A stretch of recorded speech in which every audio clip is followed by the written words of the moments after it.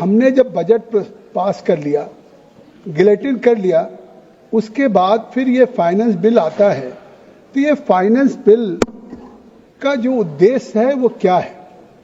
ये प्रतिवर्ष finance bill हमारी वित्त मंत्री लेकर के आती है और फाइनेंस बिल में जो फाइनेंशियल प्रपोजल्स होते हैं, पूरे वर्ष के जो फाइनेंशियल प्रस्ताव होते हैं, उसकी रूपरेखा होती है।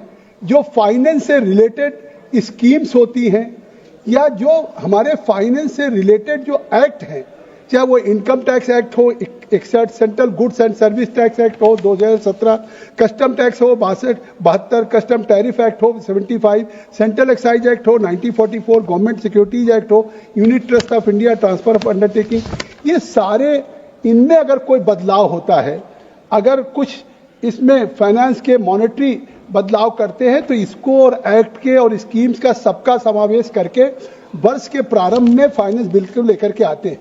लेकिन मैं कल सुन रहा था अपने कांग्रेस के सम्मानित नेता डॉक्टर शशि थरूर को, जो उन्होंने इनिशिएट किया। उन्होंने कहा कि उदाहरण 3 चीज का दिया कि I could not fix your brakes so I made your horn louder. फिर दूसरी बात कहा, I could not repair the roof and I brought you an umbrella. And तीसरी बात कहा कि classic case of patch work solutions. आखिर शशि थरूर जी विद्वान हैं, अगर वो ये कहें कि एक classic case of patch work है या हम रूफ को रिपेयर नहीं कर पा रहे हैं तो अम्ब्रेला मिला रहे हैं, अगर हम ब्रेक नहीं ठीक कर पा रहे हैं तो हॉर्न हम तेज कर दे रहे हैं, तो मैं कहना चाहता हूं कि हमारी सरकार छत को रिपेयर करने की बात नहीं करती है, बल्कि वित्तीय समावेशन से नई छत बनाने का काम करती है और उस छत से देश की अर्थव्यवस्था मजबूत हो रही है। और मैं इसका उदाहरण देना चाहता हूं कि आखिर यही सदन है, आप भी थी सदस्य, वित्त मंत्री जी भी थे, पूरा दुनिया कहता था, दुनिया में भारत की निगाह क्या थी कि भारत की छवि एक बनाना रिपब्लिक की थी, कि बनाना रिपब्लिक है, न यहां पे इकोनॉमी स्ट्रांग है, न कोई एफडीआई कर रहा है, न कोई पूंजी निवेश कर रहा है। जिन्होंने पूंजी निवेश किया वो अपनी पूंजी को बाहर लेकर के जा रहे हैं, साउथ अफ्रीका जा रहे हैं, यूरोप जा रहे हैं। तो एक बनाना रिपब्लिक की इमेज कांग्रेस यूपीए की सरकार में थी और आज शशि थरूर जी कह रहे हैं रिपेयर करने की बात।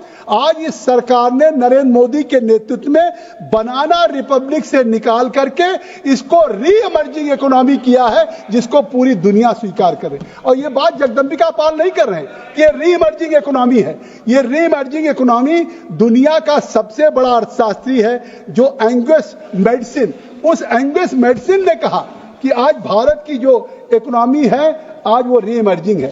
क्या ये नई बात थी कि टॉप 5 फ्रेजाइल में भारत की गिनती नहीं होती थी, कि भारत की इकोनॉमी दुनिया के टॉप 5 फ्रेजाइल में, गौरव जी भी इस पर सहमत है, तो टॉप 5 फ्रेजाइल इकोनॉमी से क्या ये सच्चाई नहीं है कि आज टॉप 5 फ्रेजाइल इकोनॉमी जो 14 तक कही जाती थी, आज वो दुनिया की टॉप 5 इकोनॉमी में भारत को लाने का काम किया है, कि ये नरेंद्र मोदी जी के नेतृत्व में किया। मैं इसके लिए वित्त मंत्री जी को भी बधाई देना चाहता हूं और अपने प्रधानमंत्री जी को। और ये बात नहीं है कि हम वहीं रुकने वाले हैं।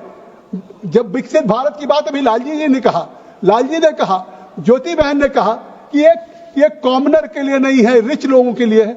मुझे नहीं लगता पूरे देश ने कहा कि शायद आजादी के बाद पहली बार ऐसा हुआ होगा कि 7 लाख से इनकम टैक्स को 12 लाख रिवेट करने का काम किया। ये कौन लोग थे? सैलरी पाने वाले लोग, मिडिल क्लास के लोग, ये रिच लोग हैं।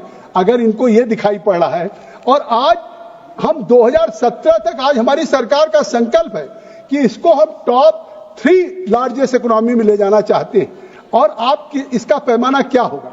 इस फाइनेंस बिल पे जब हम खड़े हैं, बोल रहे हैं, तो इसका होगा कि अगर India is one of the fastest growing economy, तो उसका पैमाना, पैरामीटर तो यही होगा कि आखिर आज हमारी क्या ग्रोथ रेट है, जीडीपी रेट है, और क्या चाइना की, जिस चाइना की दुहाई राहुल गांधी देते हैं, रोज चाइना मॉडल की बात करते हैं।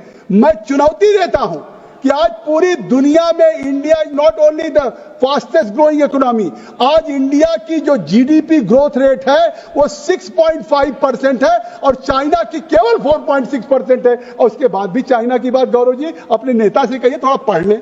यूनाइटेड स्टेट्स की क्या है? 2.1% है।